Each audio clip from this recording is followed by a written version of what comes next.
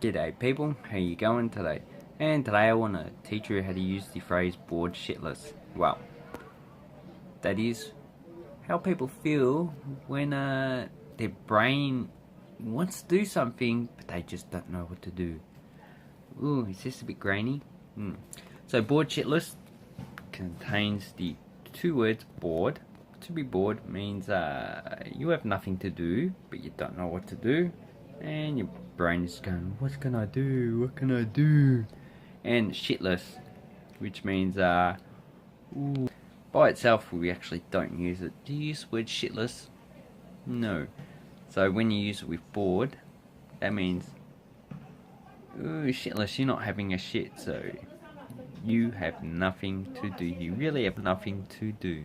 So to use it in a sentence, ooh, we go, ooh, today I'm just sitting down, I have nothing to do, I'm bored shitless. So, or you could say, that person over there is bored shitless. So, that is how you can use it in a sentence. So, use bored shitless when you're bored. The shitless part just emphasizes you're really, really bored. And have an awesome English learning time, mate. Hooroo.